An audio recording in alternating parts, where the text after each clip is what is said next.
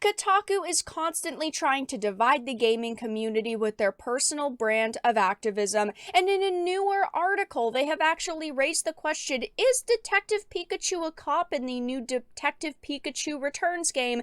Because there are some people out there who might be a little bit upset to play a game as a police officer mouse. I have a few different things that I want to show off, but before we get into the topic, if you enjoy the content I create, check out the links in the description, follow me on social media, and consider supporting through Patreon or via YouTube memberships. So, of course, a Kotaku article, is Detective Pikachu a cop? Kotaku investigates. Well, thank you, Kotaku, for wasting your time and putting out one of the worst articles possible because you have nothing better to do with your day, because that's all this really boils down to, is they were bored. They had nothing else to cover, and you would think out of every event that happens in the gaming industry on a daily basis, they would be able to find something better to cover, but nope, now they have to question, is Detective Pikachu a cop?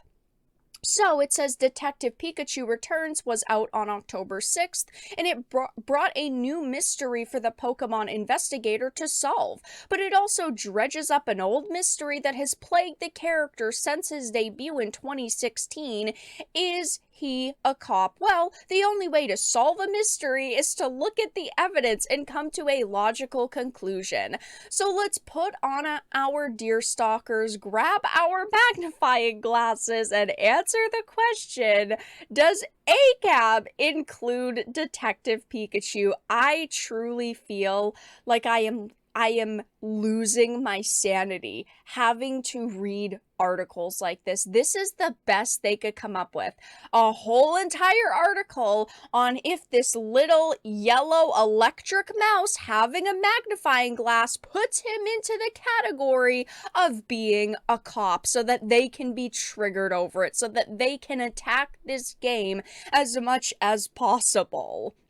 It starts off with saying, what is a cop? I mean, this is literally a critical race theory article. This is not about a video game. This is about their politics. It says, before we dive into the specifics of our furry friend's alleged coptitude, let's make sure we're all on the same page for what it means to be a cop in their eyes, in their opinion. They're not going to say that, though. On paper, the police force is a state-sanctioned entity that is meant to enforce the laws governed by the authorities, something that literally anyone over the age of probably 12 knows. I would say anyone over the age of 12 is pretty educated on what a cop is. But then they say the platonic idea of law enforcement is to be protectors of the people and keepers of peace. In reality, it exists as a form of state violence and systemic oppression of those who can't afford to buy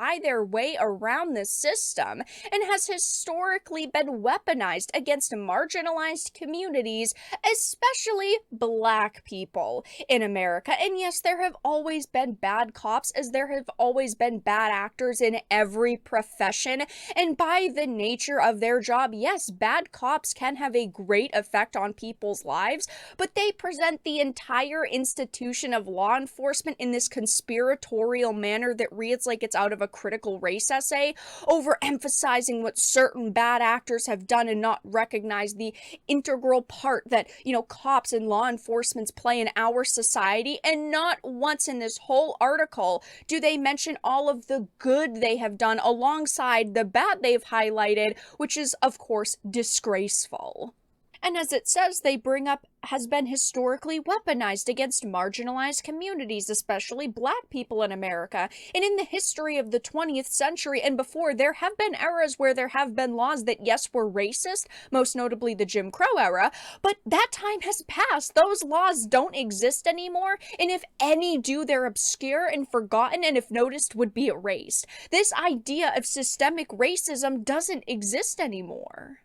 They say what makes a cop different from your average vigilante, in short, the state-sanctioned authority to use violence against average citizens. What is a detective?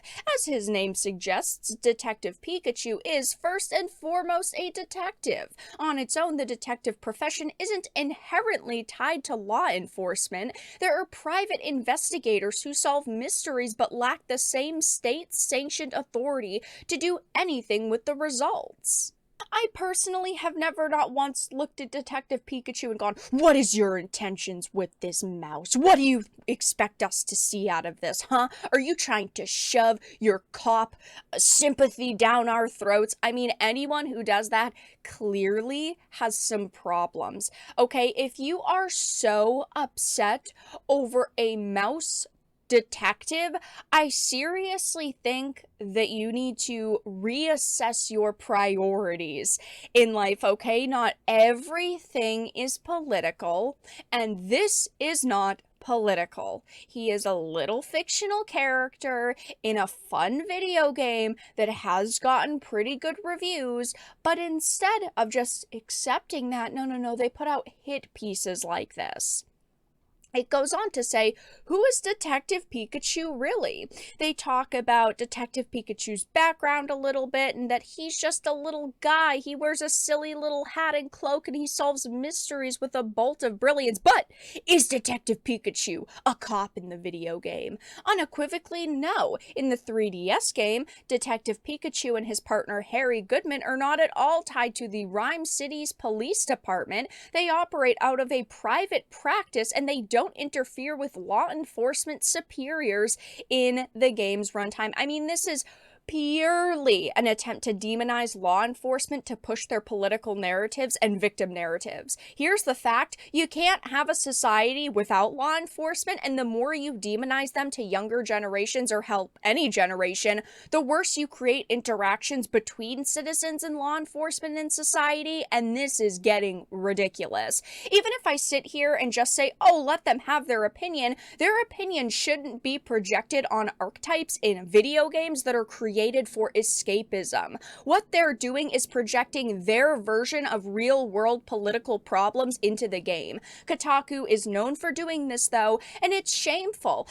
The hubris of this author in their beliefs is overwhelming. It is astounding, okay? Leave this kind of crap out of video games. Why is a gaming geek culture website even attempting to cover these topics? Is this article a portfolio piece for CNN because it sure as hell reads like it? This person doesn't care about the gaming industry, and it's why I am calling them out. They care about their personal brand of activism and their beliefs being all their readers are consuming, luring them to the dark side, and it's just pathetic. Like, this is why I don't support the Kotakus, I don't support the Game Rants, I don't support the Polygons.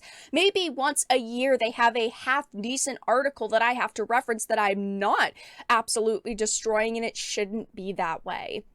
They should not be putting out articles like this, but they have done this many times in the past. I know back in January 2022, this was a massive situation, but a controversial Steam bestseller, Ready or Not, is an unsettling SWAT fantasy, and they raised the question of how this edgy Copaganda was going to actually play out. And of course, there were some people in their audience that were very bothered by this, demanding that this title be canceled, and that, oh my god, how could you want to play this? It's too realistic. You know, it's just so violent.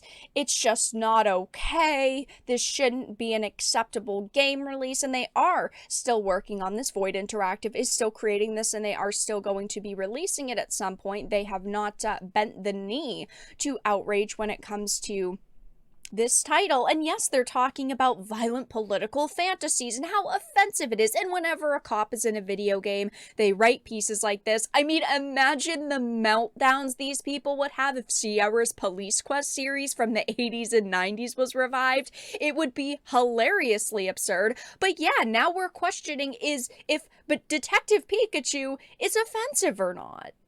It is just another example on the very long list that proves why people should not be going to Kotaku's website and reading their articles because they don't actually care about the video game industry, they care about pushing their politics. But that's all that I really had to discuss in this video. Let everyone know your thoughts in the comment section down below. If you enjoyed this and of course found it important and informative, make sure to give it a like, share it, and subscribe to the channel. And of course, if you didn't, make sure to give it a dislike. I appreciate your support either way, but I will talk to you all again in the next video really soon.